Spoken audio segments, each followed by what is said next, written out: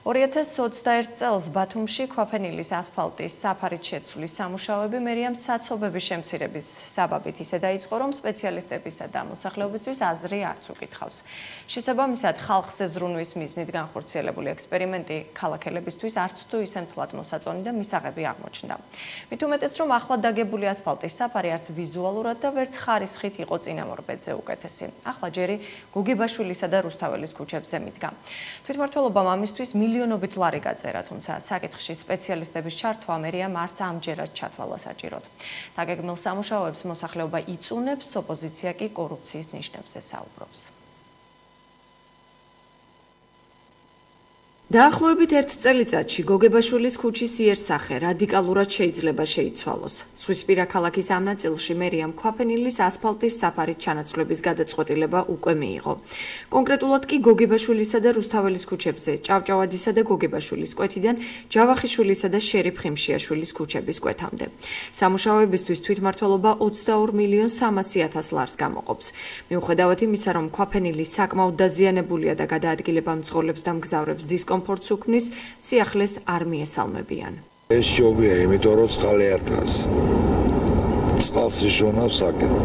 და ასფალტი ყოველდღიურად, ყოველ თვეში ფუჭდება, რა თქმა უნდა, შესასრულია, მაგრამ ჩემი აზრით უნდა იყოს. როგორც ევროპაშია გაკეთებული, ისე უნდა იყოს. აქ ყოველ მესამე დღეს სარემონტოა.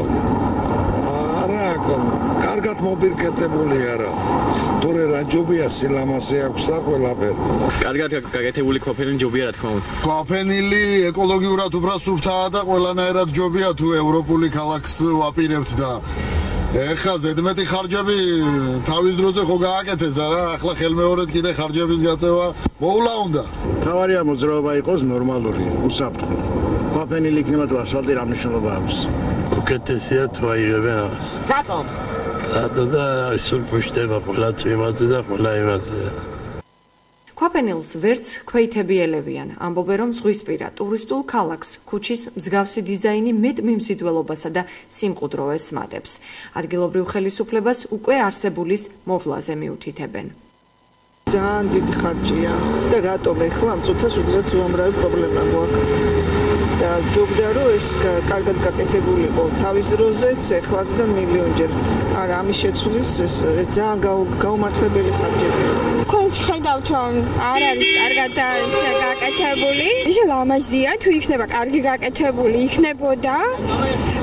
რა თქმა უნდა, ლამაზია. ქვაფენილი, რა თქმა უნდა, ეხლა ბათუმში ყინვა არ არის, მაგრამ აი რომ გაყინოს, ჩემი აზრით ასფალტი უფრო საშიში. კარგად გაკეთებული ქვაფენილი უფრო ლამაზია. ზღვისპირა ქალაქში ქვაფენილის უპირატესობაზე საუბრობს სამოქალაქო აქტივისტიც. ირმა ზოიძე აცხადებს, რომ ხელისუფლება ამ შემთხვევაშიც ერთპიროვნულ გადაწყვეტილებებს იღებს და ეკოლოგიაზე არ ფიქრობს. მისივე თქმით, გადაწყვეტილების უკან კონკრეტული ადამიანების ინტერესები დგას. ამას არ უდევს არანაირი კონცეფცია, ვთქვათ, რამდენად არის ეს ასე საჭირო, ან რამდენად უფრო ეკონომიური იქნება და სწორი იქნება, თუნდაც, რა ვიცი, გლობალური დათბობის პირობებში, რომ ასფალტს აკებ და იმას, რომ გრუნტის წყალი და საერთოდ წყლები შეუძლია, რომ ჩავიდეს ქვემოთ, ამას არ მიაქციო ყურადღება, ანუ ექსპერტების დასკვნა სად არის?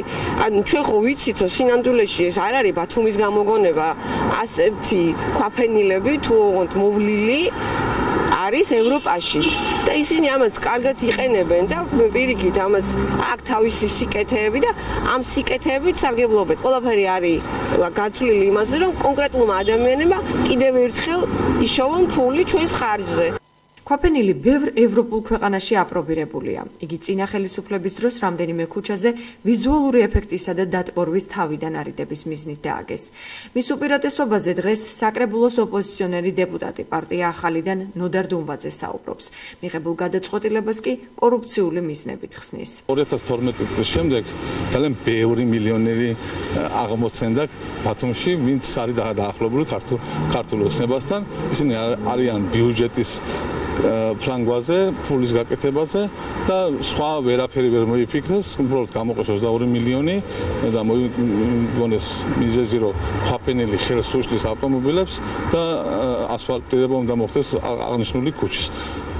მხოლოდ ერთადერთი შეფასება შეიძლება გაკეთდეს ამ გადაწყვეტილების, რომ ან ჭონია, რომელიც არის ქობულეთის მაჟორიტარი პარლამენტში და ან მეორე, რომელსაც საკრებულოს წევრს წარმოადგენს არის დოლიძე, რომელიც 258 მილიონის ტენდერი აქვს მოგებული ამ 12 წლის განმავლობაში და დამერწმუნეთ, რომ ჯერ ხო არ არის ტენდერი ჩატარებული.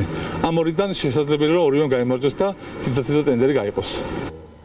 რატომ ცვლიან ქვაფენილს ასფალტის საფარით? კითხეს თუ არა აზრი მოქალაქეებს, ან ნიშნავს თუ არა ეს ბიუჯეტის არამიზნობრივ ხარჯვას. ბათუმის მერიის საქალაქო ინფრასტრუქტურის და კეთილმოწყობის სამმართველოში კომენტარი დაპირების მიუხედავად არ გააკეთეს. გოგებაშვილისა და რუსთაველის ქუჩების რეაბილიტაციისთვის ბათუმის მერიას 2 ტენდერი აქვს გამოცხადებული. სამუშაოები ტენდერში გამარჯვებულებთან ხელშეკრულების დადებიდან 2026 წლის 10 იანვრის ჩათვლის პერიოდში უნდა დასრულდეს.